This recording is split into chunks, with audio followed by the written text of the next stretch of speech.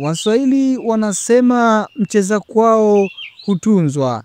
Nataka nicheze kwetu leo nikikuletea tourist gateway kutoka Kilwa Kisiwani na Songo Mnara. Urithi wa kipekee wa Waswahili wa Kiswahili wa maeneo ya Tanzania na sehemu ya Kilwa. Kilwa Kisiwani na Songo Mnara, visiwa viwili vilivyopo karibu na pwani ya Tanzania, ni mabaki ya miji mikubwa ya kibiashara ya bahari ya Hindi. Kuanzia karne ya 13 hadi ya 16, miji hii ilistawi kwa biashara ya dhahabu, fedha, shaba, lulu, manukato, vyombo vya Kiarabu na Kichina na bidhaa nyingine za thamani. Kilwa Kisiwani, iliyokaliwa tangu karne ya 9 hadi 19, ilifikia kilele chake katika karne ya 13 na 14, na hata msafiri maarufu Ibn Battuta alitaja kama mojawapo ya miji mizuri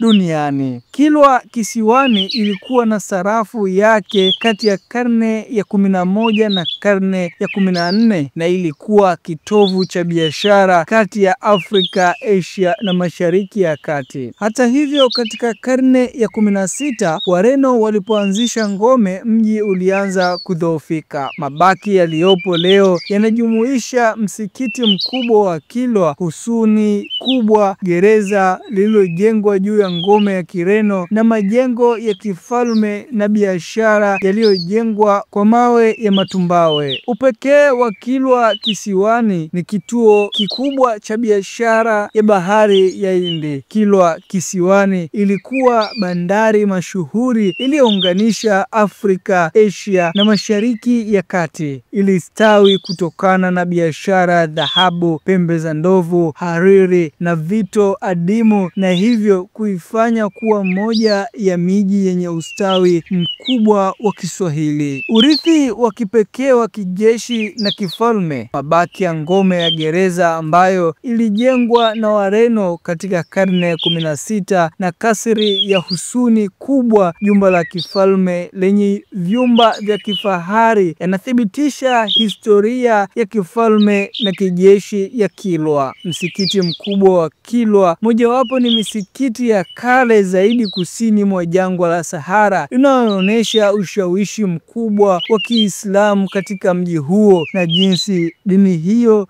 ilivyochangia maendeleo ya jamii ya Kiswahili. Mchanganyiko wa usanifu wa Kiafrika na Kiarabu. Majengo ya Kilwa yanaonyesha muunganiko wa kipekee wa usanifu wa Kiswahili, wa Kiafrika na wa Kiarabu. Matumizi ya mawe matumbawe, milango ambayo ilisanikishwa na maandishi ya Kiarabu, ni ishara za utamaduni uliostawi kutoka kwa mwingiliano wa tamaduni tofauti. Mabaki yaliyohifadhiwa vizuri Kilwa Kisiwani na Songo Mnara zinajulikana kwa mabaki yao ya mawe yaliyohifadhiwa vizuri licha ya athari za muda. Mabaki haya ni ushahidi wa enzi za utukufu wa Kilwa, ambapo teknolojia ya ujenzi wa Kiswahili ilifikia kilele chake. Songo Mnara, kaskazini mwa Kilwa Kisiwani, lina mabaki ya misikiti mitano, jumba la kifalme na nyumba zaidi ya 30 zilizojengwa kwa mawe ya matumbawe. Visiwa hivi vinaonyesha ustawi wa utamaduni wa Kiswahili, Uislamu na biashara bahari ya Hindi. Licha ya yote ambayo yalotokea Kilwa, haya ni machache ambayo nimekupa ili uweze kwenda kutalii pale Kilwa, na hii ndiyo maana ya tourist gateway. Tunakupa uzuri wa maeneo mbalimbali. Nilokuletea leo hii mimi ni Hassan Magulumali, na hii ni Media Y Express.